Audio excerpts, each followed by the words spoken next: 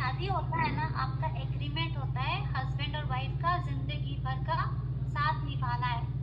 और इंश्योरेंस जब करते हो ना, एग्रीमेंट होता है कि आपने इंश्योरेंस किया है फॉर एग्जांपल 20 साल के लिए, तो आपका इंश्योरेंस कंपनी के साथ एग्रीमेंट हुआ है। इंश्योरेंस कंपनी ने आपको आश्वासन दिया है, आपको गारंटी दिया है ये 20 साल में अगर आपके लाइफ में कुछ होता है तो आपको हम प्रोटेक्शन देंगे। ये रिस्पॉन्सिबिलिटी इंश्योरेंस कंपनी लेती है। और अगर 20 साल में कुछ नहीं हुआ तो इंश्योरेंस कंपनी बोलती है पूरा पैसा आपको मिलेगा, राइट। ये सब इंश्योरेंस का गाइडलाइंस है। और दूसरा गाइडलाइंस क्या है, पकड़ लो आपने इंश्योरेंस किया है, ठीक है, 5 साल, first year second year, guidelines बोलता है अगर आप इंश्योरेंस करते हो मिनिमम आपको, आप डिवोर्स नहीं ले सकते, अगर शादी किया है तो डिवोर्स नहीं ले सकते, मिनिमम आपको 3 साल तक ये रिश्ता निभाना पड़ेगा। कितना साल तक? 3 साल तक निभाना पड़ेगा।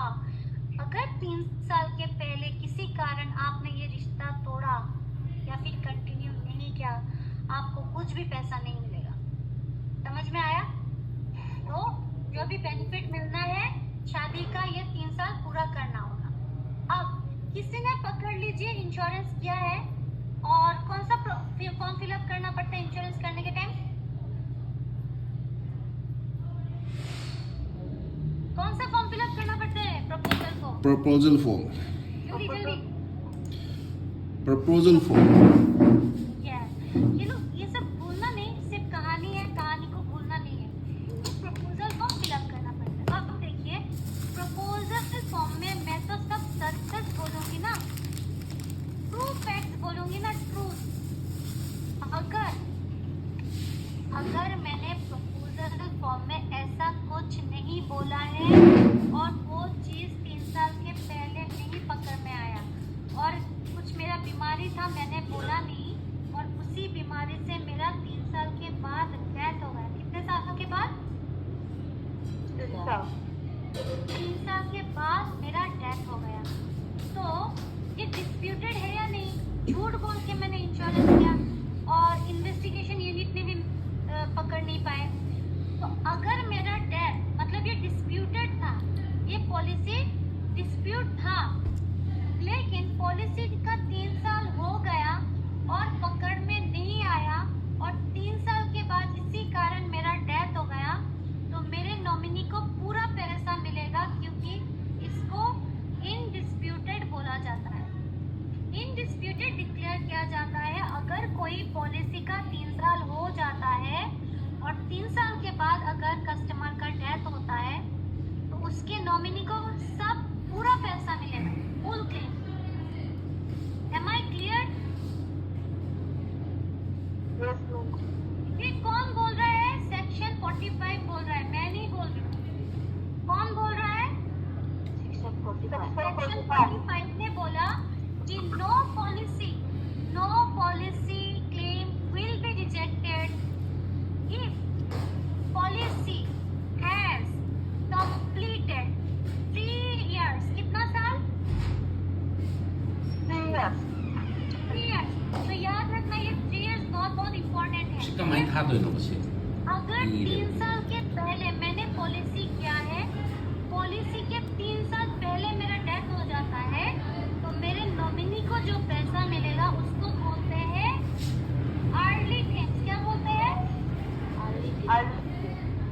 और अगर 3 साल के बाद मेरा डेथ होता है और नॉमिनी को जो पैसा मिलेगा उसको बोलते हैं non early claims. Clear? Is it clear?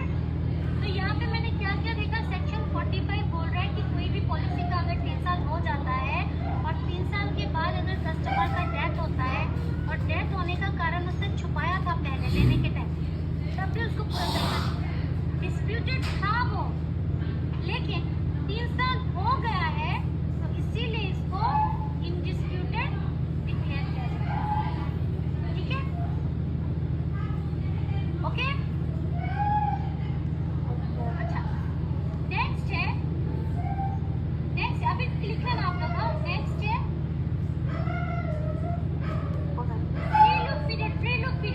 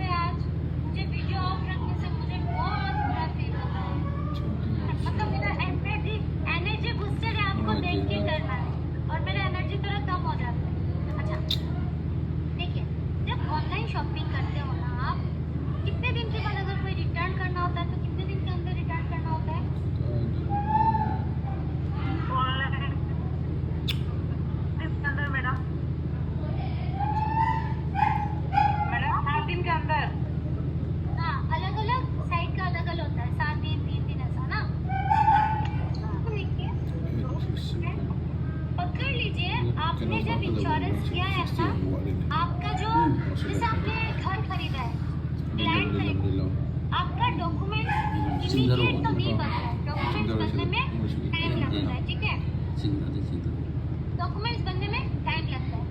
जिस दिन वो डॉक्यूमेंट्स बन जाता है, ये प्रूफ है कि वो लैंड आपकी का है।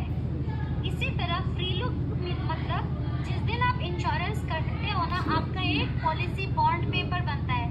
इसको क्या बोलते हैं? Policy agreement paper, legal agreement paper. ये एग्रीमेंट पेपर जिस दिन आपके हाथ में आएगा, उस दिन से लेके 15 डेज के अंदर तक उसको आप अच्छे से देखना। फ्री लुक, नाम पे ही आंसर है, नाम में ही आंसर है। फ्री होके उसको देखना है। जिस दिन आपके बाई पोस्ट आता है, जिस दिन आपके हाथ में वो डॉक्यूमेंट आएगा, उस दिन से लेके 15 डेज के अंदर में उसको देखना है अच्छे से। अगर इनकेस अच्छा नहीं लगा, यू कैन रिजेक्ट, कैंसिल या फिर रिटर्न कर सकते हो। जैसे मिंत्रा, अमेज़न का सामान आप रिटर्न करते हो, ठीक है। तो फ्री लुक पीरियड का मतलब है आपको एक अपॉर्चुनिटी दिया जाता है कस्टमर को। अपॉर्चुनिटी क्या है? टाइम पीरियड टू रिटर्न, लिख लो, ये आता है एग्जाम में। टाइम पीरियड टू रिटर्न और टू कैंसिल और टू रिजेक्ट द पॉलिसी। तो ये कस्टमर के लिए अच्छा या बुरा है? इंश्योरेंस में सब चीज ट्रांसपेरेंट है। दिक्कत कहाँ पे होती है? जो बंदा समझाता है ना, वो चीज बोलता ही नहीं है। अब देखिए, हम जब इंश्योरेंस करवाते हैं, हम बोलते हैं सर मैडम, आप ये आपको अगर अच्छा नहीं लगा, यू हैव 15 डेज, आप उसके अंदर आप रिजेक्ट, कैंसिल कर सकते हो, रिटर्न कर सकते हो और दूसरे पॉलिसी आप ले सकते हो, कोई इशू नहीं है। तो ये चीज बोलने के बाद कस्टमर थोड़ा और भी अच्छा लगता है, क्योंकि वो ट्रस्ट फैक्टर मतलब फेथ, विश्वास का एक वो आता है। तो क्वेश्चन में अगर आएगा फ्री लुक मतलब क्या है? फ्री लुक मतलब है टाइम पीरियड जिसके अंदर आप रिटर्न या फिर कैंसिल कर सकते हैं एंड पॉलिसी होल्डर को पूरा पैसा वापस मिल जाता है and policy holder get the refund. कितना दिन का होता है ये? 15 डेज का होता है, ठीक है। क्लियर और नॉट? क्लियर और नॉट? ये आता है एग्जाम में, ठीक है। ओके, ये कितना दिन का होता है? 15 डेज। तो क्वेश्चन में आता है फ्री लुक पीरियड कितने दिन का होता है और कितना फ्री लुक पीरियड का मतलब क्या है? तो ध्यान रखना, फ्री लुक पीरियड का मतलब है जब आपका कॉन्ट्रैक्ट बन जाता है और वो कॉन्ट्रैक्ट पेपर जब आपके हाथ में आता है। कॉन्ट्रैक्ट पेपर का नाम क्या है? Policy document. ये पॉलिसी एग्रीमेंट पेपर या फिर पॉलिसी बॉन्ड या फिर पॉलिसी डॉक्यूमेंट जिस दिन आपके हाथ में आएगा, बाई पोस्ट आता है, जिस दिन आएगा उस दिन से लेके 15 डेज, रिमेंबर 15 डेज। अगर 15 डेज तक आप रिटर्न नहीं करोगे तो वो वापस रिटर्न नहीं होगा। मिंत्रा से कोई सामान लिया है, डेज क्रॉस हो गया तो वो रिटर्न नहीं होगा, ठीक है। सेम थिंग याद रखना। मिंत्रा का एग्जांपल मैं यहाँ पे लिख लेती हूँ, ऑनलाइन शॉपिंग का एग्जांपल, ठीक है। नेक्स्ट है ग्रेस पीरियड। ये फ्री लुक पीरियड किस किस को समझ में नहीं आया बताइए? शमलिनी मैडम, ये जो वीडियो ऑफ जो मैडम का है, लेबोक लक्पी, विजुता मैडम, समझ में आया?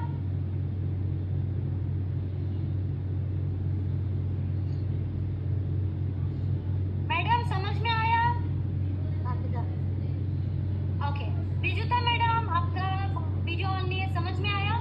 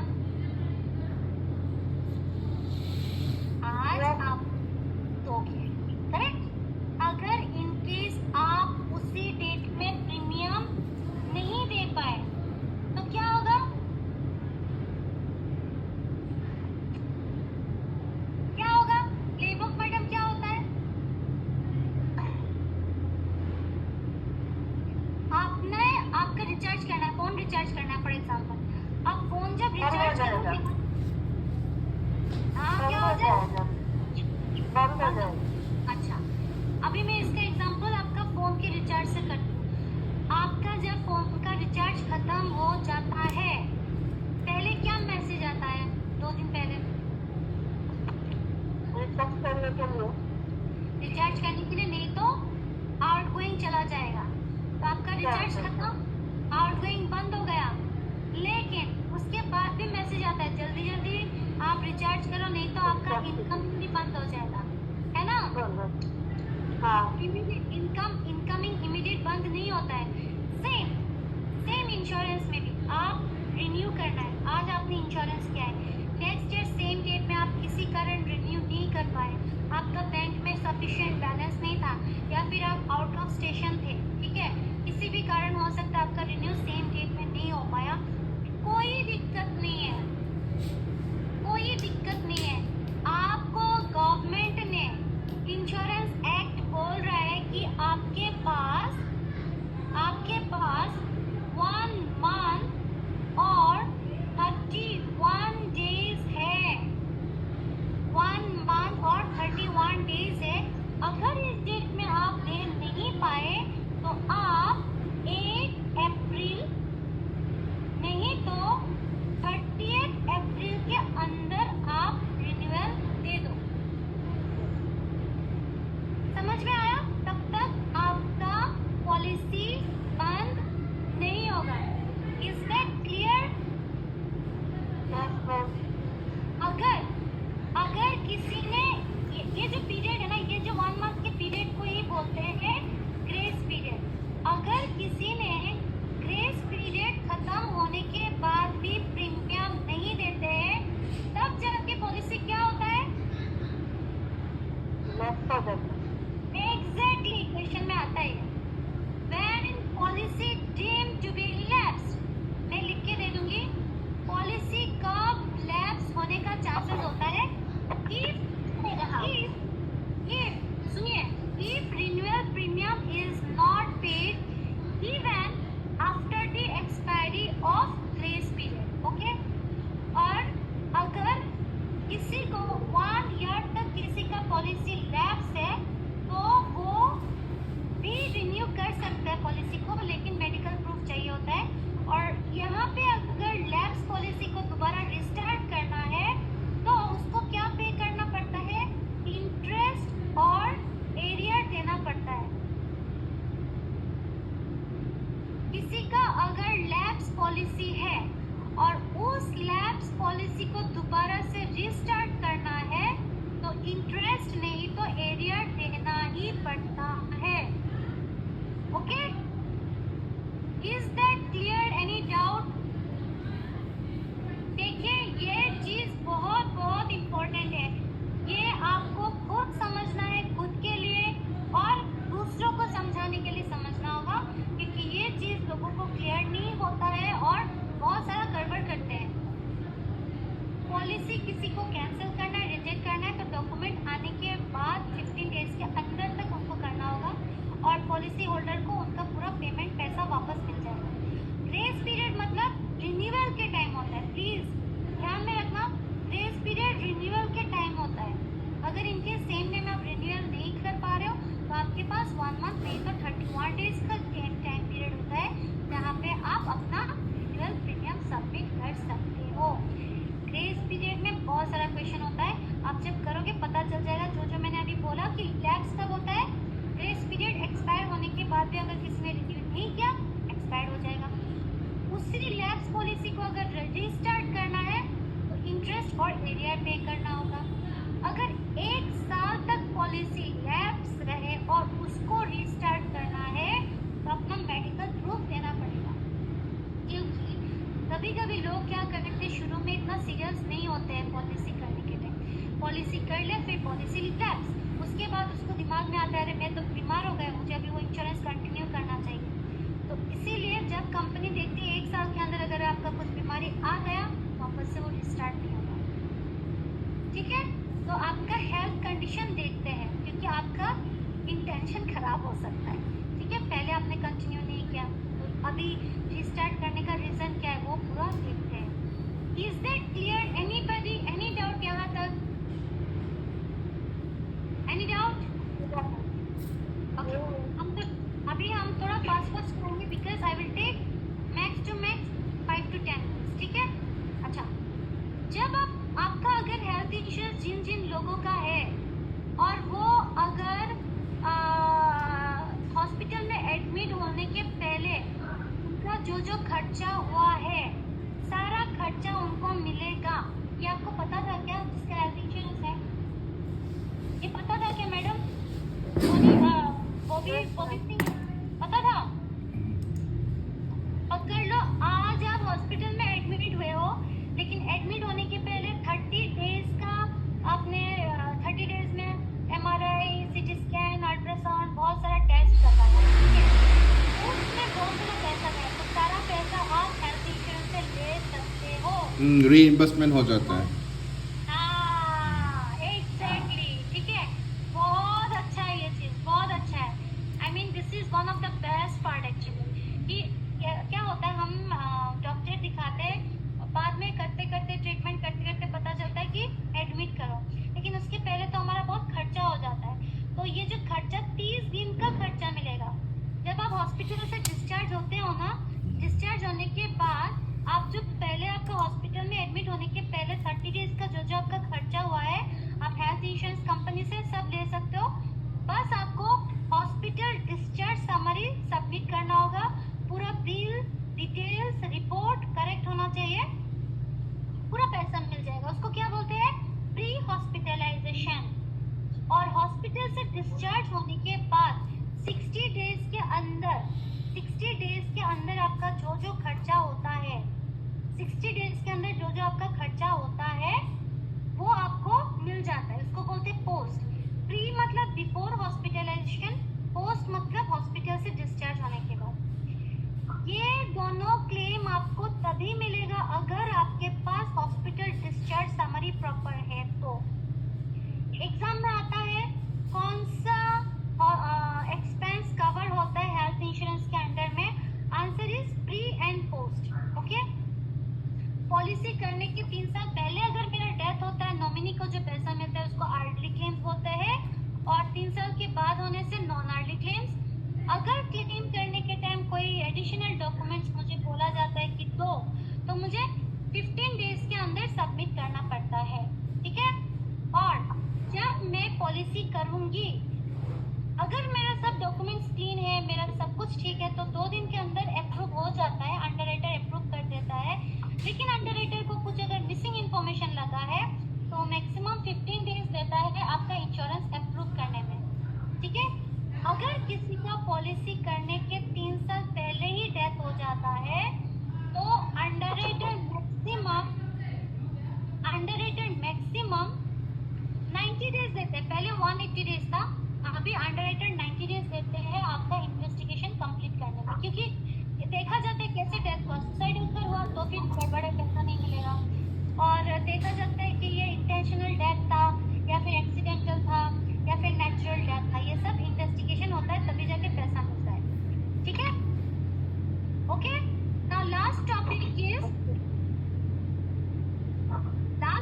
इज अभी मैं जैसे ड्रॉ करूंगी ना, आप लोग वैसे ही कर लेना, और मैं कल इसका पूछूंगी ताकि प्लीज गड़बड़ मत करना इसमें।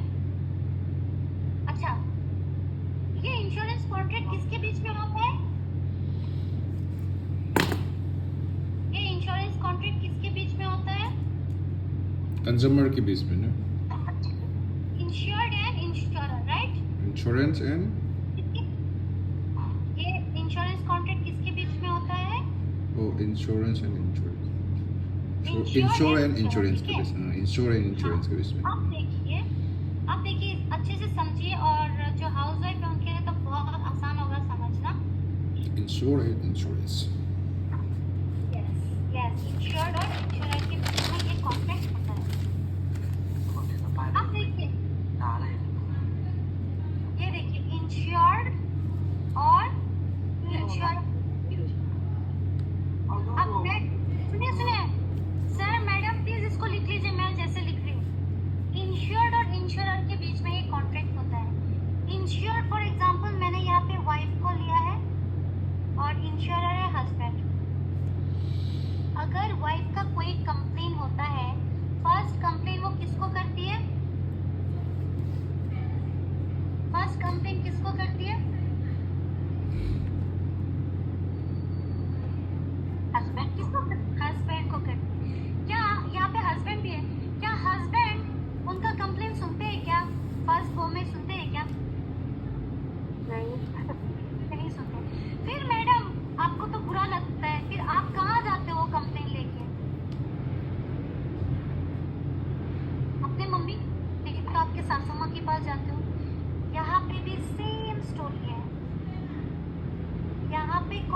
मासूमा?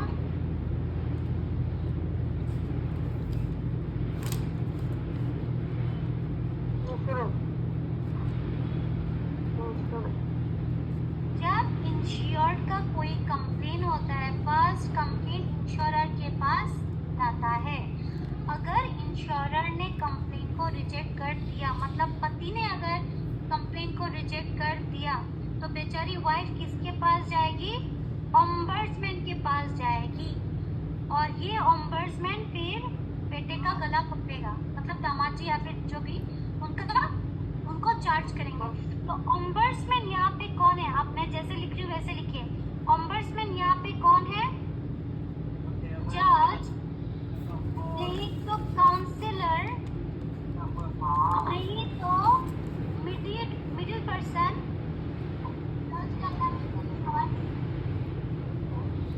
मैडम जो लोग नहीं लिख रहे, मैं बता रही हूँ, एग्जाम में आएगा, कंफ्यूज हो जाओगे। This is very easy, but दिमाग से बाहर जाने का चांसेस बहुत ज्यादा होता है। मिडिल पर्सन, नहीं तो इंटरमीडिएटर। देखिए ये लास्ट टॉपिक है, बार बार बोल रही हूँ, इसको समझ लीजिए, मैं दोबारा रिपीट नहीं करूँगी। लिख लीजिए, मैं जैसे लिख रही हूँ डायग्राम करके। इंश्योर्ड कौन है? कस्टमर है, प्रपोजर है, पॉलिसी होल्डर है। उसका अगर फर्स्ट कोई कंप्लेन होता है तो वो किसके पास जाएगा? इंश्योरर के पास जाएगा। इंश्योरर अगर कंप्लेन को रिजेक्ट करता है तो वो किसके पास जाता है? ऑम्बर्समैन के पास जाता है। ठीक है, और ऑम्बर्समैन फिर इसका गला पकड़ता है। ये जो यहाँ से यहाँ तक जो जाता है, इसको बोलते हैं वो इन्फॉर्म कर रहा है, नहीं तो वो रिकमेंड कर रहा है। रिकमेंड, वैसे एग्जाम में रिकमेंड वर्ड ही आता है। ठीक है, अभी सवाल है कि कभी भी आ सकता है क्या नहीं। इंश्योर्ड ऑम्बर्समैन के पास अपना कंप्लेन एक टाइम पीरियड के अंदर ला सकता है। वो टाइम पीरियड है within 1 year of complain rejection. क्या मैं यहाँ तक समझा पाई हूँ? क्या आप लोगों को ये समझ में आ रहा है? पकड़ लीजिए, सुजाता मैडम यहाँ पे कस्टमर है और उनका कंपनी है रंजू बाबू। ठीक है, ये रंजू बाबू उनका ऑम्बर्समैन है, ये कंपनी है। रंजू बाबू को जाके सुजाता मैडम ने कंप्लेन किया है, रंजू बाबू ने कंप्लेन को रिजेक्ट कर दिया है। अब सुजाता मैडम ऑम्बर्समैन यहाँ पे शीलू मैडम है, तो शीलू मैडम के पास सुजाता मैडम कितने दिन के अंदर आएगी? कितने टाइम पीरियड के अंदर आएगी? 1 ईयर। हाँ, 1 year of what? 1 year of complain rejection. जिस दिन इसने कंप्लेन रिजेक्ट किया है उस दिन से लेके जिस दिन कंप्लेन रिजेक्ट हुआ है उस दिन से लेके 1 साल के अंदर ऑम्बर्समैन के पास आ जाना चाहिए। अगर 1 साल क्रॉस हो गया, क्या ऑम्बर्समैन रखेगा उसका कंप्लेन? आपको क्या लगता है? सना तो भी आपको क्या लगता है, रखेगा क्या कंप्लेन? विवेक मैडम रखेगा क्या? दीपक मैडम रखेगा क्या?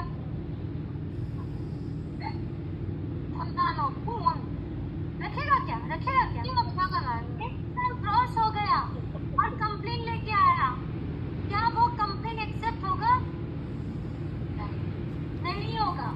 तो एग्जाम में आता है कि इंश्योर्ड कितने दिन के अंदर ऑम्बर्समैन के पास जा सकता है? Answer is 1 year of complain rejection. Okay, अब ऑम्बर्समैन को जिस दिन कंप्लेन मिलेगा उस दिन से लेके वो बैठना नहीं है उसको, उसी दिन से लेके 30 दिन के अंदर, कितने दिन के अंदर? 30 डेज। 30 डेज के अंदर उसको क्या करना है? रिकमेंड करना है, इन्फॉर्म करना है। ठीक है, इसीलिए मैं दिखा रही हूँ। 30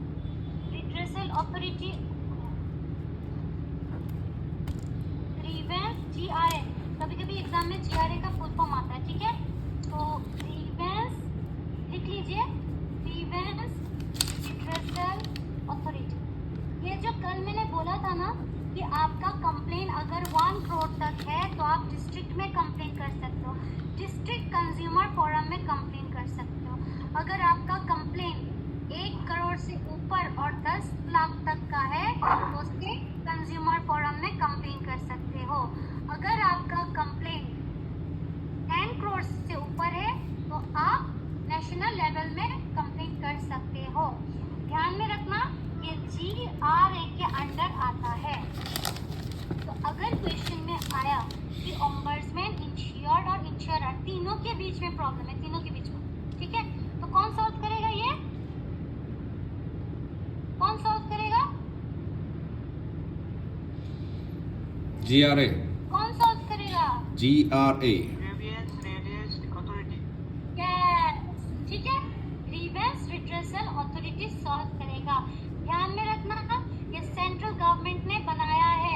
आपको क्वेश्चन में आ सकता है ओम्बड्समैन किसने बनाया? ओम्बड्समैन को ग्रीवेंस रिड्रेसल अथॉरिटी। और एक क्वेश्चन आ सकता है, यहाँ पे दिया नहीं है, ओम्बड्समैन इंडिया में स्टेट वाइज बना है या टेरिटरी वाइज?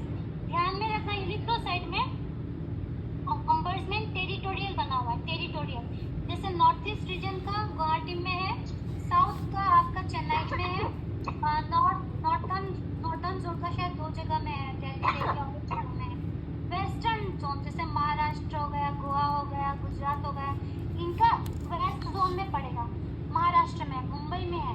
समझ में आया? तो क्वेश्चन में अगर आता है स्टेट वाइज, आप उसको क्लिक नहीं करना है, आप बोलना है ओम्बड्समैन जो है ये टेरिटोरियल वाइज बना हुआ है, ठीक है, क्या करेगा? Is that clear? ये आता है, ठीक है, ये आता है, आप लोग साइड में लिख के रखो, ये कहीं पे है नहीं, बस मेरे दिमाग में आया तो मुझे ध्यान में आया तो बोल दिया, मैं भी भूल गई थी। इंडिया में टोटल ओम्बड्समैन 14 है एट प्रेजेंट, ठीक है, पहले 17 था तो कुछ मार्च हो गया है, एट प्रेजेंट 14 है। तो ये काउंट नहीं आएगा, बस काउंट आएगा आपका, क्वेश्चन आएगा कि ये टेरिटोरियल है या स्टेट वाइज बना है। Is that clear? सबने ये लिखा है, प्लीज आप ध्यान में रखना, ये period very very important, very very important. क्या मैं स्क्रीन हटा दूं? Yes, sir. देखिए, अब मैं सबसे पूछती हूँ, क्या आज का सेशन आप लोग को समझ में आया? समझ में आया या मैं फास्ट जा रही हूँ? नहीं आया। नहीं आया? आया। कैसे डिस्कस को मैं क्या करती हूँ, सबसे इम्पोर्टेंट यार डिस्कस को, इम्पोर्टेंट एप्लीकेशन डिस्कस को, important act and important section, important periods. ये क्वेश्चन जो है ना, ये सब क्वेश्चन आपको जल्दी जल्दी आंसर करना है, क्योंकि बड़ा क्वेश्चन के लिए आपको टाइम रखना पड़ेगा। इसमें से हमने बहुत सारा टॉपिक कवर किया, ombudsman very very important topic, FPR, RTR, policy document, free look period, grace period, MWPS, MRI, IGMS, ठीक है, redressal of public grievance rule, nomination assignment, तो डिस्प्यूटेबिलिटी क्लॉज सेक्शन 45। तो ये सब पढ़ना है आज, जो मैंने डॉक्यूमेंट्स दिया है और मैं दे दूंगी, ठीक है, लेकिन आप लोग आज से शुरू कर देना, नहीं करोगे तो प्रॉब्लम होगा। अब मैं आपको ये लिंक आज ही भेज दूंगी ग्रुप में। आप लोग क्या करना है, आपको मॉडल क्वेश्चन पेपर आज से स्टार्ट कर दो, ताकि देखो एक आपका training I will try to finish by Sunday, ठीक है, तो ट्रेनिंग कंप्लीट करते ही आपका एग्जाम जब आ जाएगा तो आप फुल्ली प्रिपेयर्ड रहोगे, मतलब दिक्कत नहीं होगा, ठीक है। अब देखो ये लिंक मैं भेज दूँगी, ये लिंक का नाम है वर्क विद LIC, ओके, इसमें आप यहाँ पे क्लिक करोगे, क्लिक करने के बाद अलग अलग लैंग्वेज में पेपर है, ठीक है, आप क्या करोगे, इंग्लिश लैंग्वेज क्लिक करना, ओके। यहाँ पे मॉक टेस्ट है, चैप्टर वाइज टेस्ट है, चैप्टर वाइज से भी करना आप, ठीक है। ये देखो चैप्टर वाइज से कितना सारा चैप्टर है, देखो कितना सारा चैप्टर है, 19 चैप्टर है, और मॉक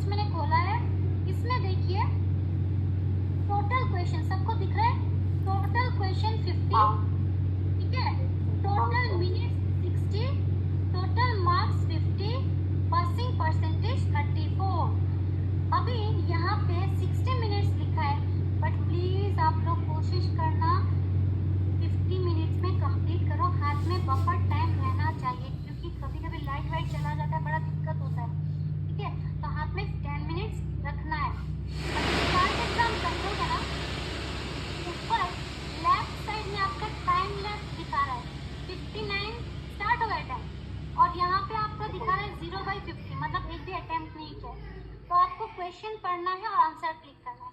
जैसे फर्स्ट क्वेश्चन बोला है, which of the following documents is involved at the proposal stage of insurance? क्या आंसर होगा आप बताओ? Proposal form. Claim form. Yes, X. No, madam. Excellent. Prospectus. हाँ, प्रपोजल फॉर्म। अरे प्रपोजल प्रपोज कर रही हूँ ना, तो मैं प्रपोजल फॉर्म ही तो फिलअप कर रही। नेक्स्ट क्वेश्चन आंसर नहीं पता होगा। जो बिल्डर्स जो होते हैं वो हमेशा रिस्क ग्रुप 2 में आते हैं। कुछ कैटेगरी होता है रिस्क का, risk 1, risk 2, risk 3, risk 4 group होता है। तो जो बिल्डर होता है 2 होता है। आप करते करते जाओगे ना, ऑटोमेटिक आएगा। जैसे किसी ने ये इंश्योरेंस किया है और उनका स्क्रूटिनी होना है, मतलब चेकिंग होना है, तो वो कौन चेक करेगा? कंपनी का पैनल डॉक्टर चेक करेगा। ठीक है, आप ऐसे वैसे कोई भी मेडिकल सेंटर से आप अपना मेडिकल सर्टिफिकेट जमा नहीं कर सकते हो, क्योंकि वो फ्रॉड हो सकता है, आप झूठ भी बोल सकते हो। तो कंपनी का जो पैनल डॉक्टर है उसी से ही होता है। अभी देखो, ऐसे करके आपको 50 क्वेश्चन करके सबमिट करना है, और लास्ट में आप सबमिट करोगे ना, तो आपका यहाँ पे क्वेश्चन आंसर कौन सा गलत है कौन सा सही है दिख जाता है। मैंने सबमिट कर किया है, मैं दिखा रही हूँ बस। Madam, link और नाम. शॉप दिलाए वो मैडम, हमें ग्रुप पे आज क्या। ओके, ये देखो मैंने सबमिट किया ना, आपको 50 क्वेश्चन करके सबमिट करना है। अब देखो मैंने नंबर ऑफ क्वेश्चन कितना था? 50। क्वेश्चन अटेम्प्ट 3, टोटल मार्क्स 50 में मुझे मार्क्स कितना मिला? 3, क्योंकि 3 ही आंसर किया। अब देखो यहाँ पे आप जब स्क्रॉल करोगे ना, आपको दिख जाएगा कौन सा क्वेश्चन आपका गलत है, कौन सा आंसर सही है। Is that clear? आप ये कर पाओगे ना? आज मैं लिंक भेजूंगी, उस लिंक में क्लिक करना और यहाँ पे लिंक खोलेगा। आपको आईडी पासवर्ड में फोन नंबर नहीं डालना है, आपको क्या करना है, आईडी पासवर्ड में दे दूंगी, उसको क्लिक करना है। तो आज ये आप लोग कर सकते हो क्या, बताइए जरा। चलिए ट्राई करते हैं। हाँ हाँ हाँ हाँ करना, क्योंकि आप जब तक नहीं करोगे ना, मैं जो समझा रही हूँ, I am saying you will not be able to connect, नहीं कर पाओगे। रंजू बाबू, আমি জানি না আপনি শুনরা কিনা না স্যার, আপনি যদি স্টাডি মেটেরিয়াল আমি যেটা যেটা পাঠাইমু ওইটা যদি না পড়েন, পড়ে যদি প্র্যাকটিস না করেন মক টেস্ট, দেন एग्जाम पास করা बहुत माने डिफिकल्ट होगा, टफ होगा। अगर मैं जो पीडीएफ दे रही हूँ, आपको क्या करना है, हर दिन वो पीडीएफ को पढ़ना है और ये वाला मॉक टेस्ट करना है, simple. And be prepare for 0 day champion. और किसी को कुछ डाउट है? बहुत सारा सिलेबस है बाकी। ये मैं 2 मिनट लूंगी, सबसे मैं पूछूंगी किसी को कोई डाउट है? किसी को कोई डाउट है? किसी को कोई डाउट है? पक्का नहीं है? विजुता मैडम है क्या? विजुता मैडम वीडियो ऑफ है। वीडियो ऑफ होने से ना उनके लिए मेरा बड़ा टेंशन हो जाता है। एक तो वीडियो ऑफ है, एक रेस्पॉन्स नहीं कर रहे हो। आप सोचो ना, आप सोचो टीचर का हालत क्या होता है, घबराहट शुरू हो जाता है, मेरे बच्चे पास करेंगे या नहीं करेंगे। ठीक है, सुजाता मौलिक पता है सब करेंगे अगर पढ़ेंगे। सुजाता मैडम आसुनी, सुजाता मैडम मैडम ये ICLB का आपने जो किया था, इसको थोड़ा सा रिपीट कर दीजिए एक बार। IC38 का ICLB का ना, ह्यूमन लाइफ वैल्यू का, वो जो सीरीज जो था, थोड़ा सा उसको थोड़ा सा रिपीट कर दीजिए। हाँ, ह्यूमन लाइफ वैल्यू का मतलब है कि मुझे तो इंश्योरेंस करना है, बट हमें अपना लाइफ, लोगों को अपना जिंदगी का कीमत नहीं पता है, तो इंश्योरेंस करने के लिए उस चीज का कीमत पता होना चाहिए। तो इसीलिए ये कॉन्सेप्ट आया है ह्यूमन लाइफ वैल्यू, जिससे हम पता लगा सकते हैं कि मेरा लाइफ का वैल्यू कितना है। लेकिन ये वैल्यू किसके ऊपर डिपेंड करता है? मेरे इनकम और मेरा खर्चे के ऊपर डिपेंड करता है, proportionate to income and expenditure. ठीक है, और बैंक में जो इंटरेस्ट रेट आपको दे रहे हैं उसके ऊपर कैलकुलेशन होता है। इनकम, टोटल इनकम सालाना, मतलब साल में इनकम कितना हो रहा है, उससे आप टोटल खर्चा साल में कितना हो रहा है उसको माइनस करना है। जो बचता है वो होता है आपका नेट अर्निंग्स। तो क्वेश्चन में आता है दो कौन सा फैक्टर है जिससे human life value factor calculate कर सकते हैं। First is net earnings, second is bank interest rate. तो नेट अर्निंग अर्निंग जो आएगा उसको आप डिवाइड करना है, मल्टीप्लाई नहीं करना बैंक इंटरेस्ट रेट। मल्टीप्लाई होने से क्या हो जाएगा, 2/100 होगा, तो हमें डिवाइड करना है, डिवाइड करने से क्या हो जाएगा, 100/2 होगा। Clear? Is that clear everybody? Is that clear? Yes, ma'am.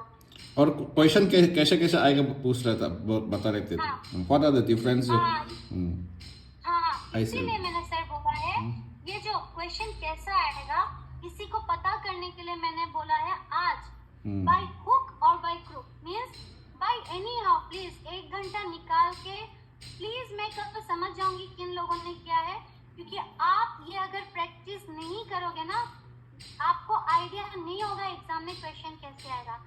इसके लिए मैंने बोला है आज, इसके लिए मैंने बोला है आज जैसे भी करके मॉक टेस्ट 1 2 3 4 करते रहो आप, जिसको जितना टाइम मिलता है, लेकिन मिनिमम 2 करो, तब ना आपको आइडिया हो जाएगा कि एग्जाम में ये एग्जाम पैटर्न क्वेश्चन है, ठीक है, एग्जाम पैटर्न मॉडल क्वेश्चन है, तो आपको आइडिया हो जाएगा कैसा क्वेश्चन आता है। और हम लोग जब तक सिलेबस कंप्लीट करेंगे आप लोग का बहुत सारा यहाँ पे क्वेश्चन में डाउट क्लियर हो जाएगा। बॉबी जी क्लियर है? यस यस, ठीक है, anyone any doubt anybody please ask, नहीं पूछोगे तो आपका लॉस होगा। कमलिनी मैडम मंडे को एग्जाम है, मैं बार बार मैडम को बोल रही हूँ। Levalupia. Oh, Levalupia. Levalupia. मेहमान अभी चले गए शायद। ओके, एनीवेज मैंने सबका अटेंडेंस ले लिया है, just let me Tabro. Nang kaya haning hangudra. Confused level ज्ञान तादा वशिंदो करना तो वो। पूछने से कंफ्यूज होने से मुझे पूछना, लेकिन प्रैक्टिस मेक्स परफेक्ट। अगर आप प्रैक्टिस ही नहीं करोगे फिर परफेक्शन नहीं आएगा। मॉक टेस्ट करने के टाइम शुरू में स्कोर कम आएगा, नो वरीज, बार बार करते रहो। क्लियर? हेलो मैम, मेरे अटेंडेंस मेरे अटेंडेंस को क्या टेंशन है, आप हो तो अटेंडेंस मिल जाए, लेकिन आप मेंटली सुन रहे थे, आपने सुना उसका नहीं। अटेंडेंस देखो, अटेंडेंस तो आपका लग जाएगा आपके, लेकिन अगर मैडम आज से प्रैक्टिस करना है, कल मैं फिर से क्वेश्चन पूछूंगी, नहीं कर पाओगे फिर गड़बड़ हो जाएगा। एग्जाम में एक्सीडेंट हो सकता है, एग्जाम के अंदर एक्सीडेंट हो सकता है। और सुनिए, एग्जाम में बाय हुक और बाय क्रूक सब आंसर करना है, छोड़ना कुछ भी नहीं है, ठीक है। पूरा धैर्य रख के आज फ्राइडे सैटरडे संडे तक मैं पूरा सिलेबस कंप्लीट कर दूंगी, प्लीज बी विथ मी, ठीक है। तो एटलीस्ट ट्यूसडे वेडनेसडे पे एग्जाम आएगा, पास कर जाओगे आप, ओके। মানডে আমার এক্সাম হবে না, আপনার এক্সাম মানডে না ম্যাডাম, আপনার এখনো আর স্কোরটা পাঠান, ঠিক আছে, স্কোর পাঠাবেন, okay. So everyone I would request, कल आपके लिए बहुत इंपॉर्टेंट है आईएपी प्रमोशन के लिए। कल आप प्लीज अपने जो फ्रेंड्स फैमिली को इनवाइट कीजिए करियर समझने के लिए 11 बजे ब्रांच में, number 1। And number 2 is that आज मैं जो पीडीएफ भेजूंगी, please study study study, and this mock test has to be started by today. मतलब आज ये मॉक टेस्ट आपको जैसे भी करके शुरू करना है, क्योंकि अगर मंगल या फिर बुधवार को आप लोग में से किसी का एग्जाम आ जाता है ना, प्रैक्टिस पास तो कर जाओगे ना, प्रैक्टिस नहीं करोगे फिर गड़बड़ हो जाएगा। So can I take the promise कि आप लोग आज प्रैक्टिस करोगे? Can you promise me? Can you? बोल के थक गई, धीरे धीरे मेरा आवाज खराब होना स्टार्ट हो गया। Okay, so please please please practice करें, और जो भी कुछ को डाउट है आप लोग पूछिए, ग्रुप में पूछिए, और स्क्रीनशॉट भेज देना, प्रैक्टिस का स्क्रीनशॉट ग्रुप में भेज देना, ठीक है, स्कोर का screenshot, okay. So bye everyone, take care please. वो जो स्कोर आएगा आपका मॉक टेस्ट का, स्क्रीनशॉट में भेज देना score, okay. Bye bye, take care, see you tomorrow.